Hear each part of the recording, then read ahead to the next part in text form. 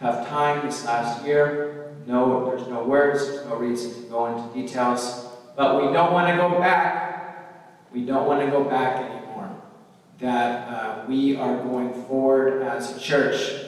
And therefore, we have to embrace the cross. That's what we spoke about during these, as we follow the Lord in His sorrowful passion. But we also have to go forward with great confidence in God. And why is that? Because of what we're celebrating this evening. That the Lord is with me. God is with me. Emmanuel.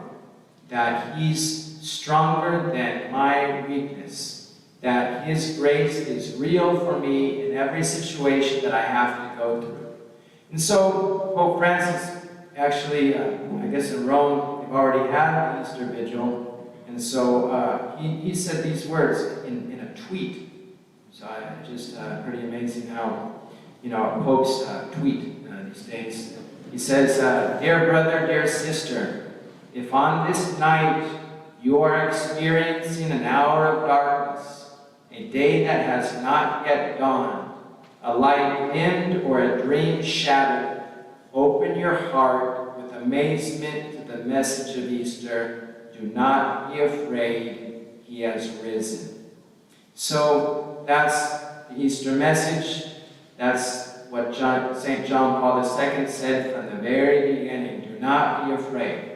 Yesterday was his memorial, and I couldn't help but sometimes to make the exercise. Well, what would St. Paul say if he was with us right now?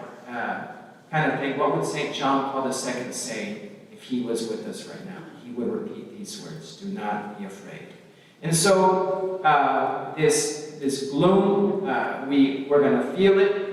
We could say some of us because of the vaccine, or many of us because of the vaccine, repeat the words: there's light at the end of the tunnel, able to come back into church, certain percentage, we consider that light at the end of the tunnel. But if everything was to turn upside down and go completely backwards, would we again go back? Would our faith again be shaken?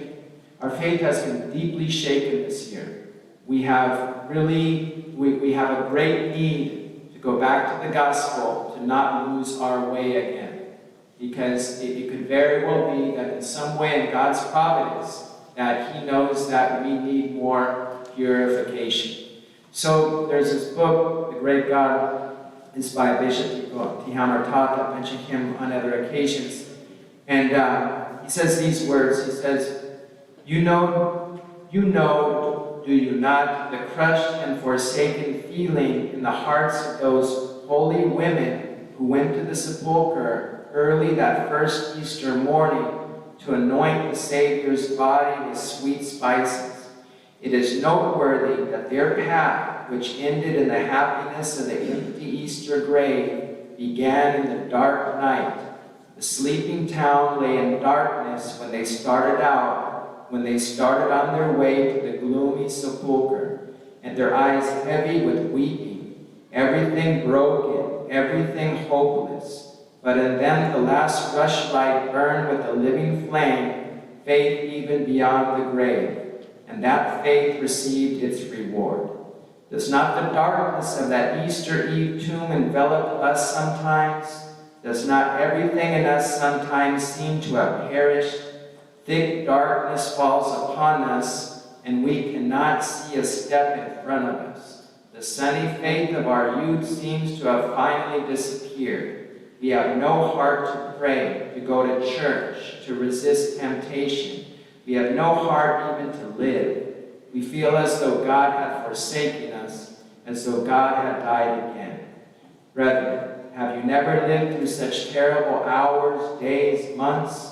Perseverance, perseverance. Perhaps you cannot even pray,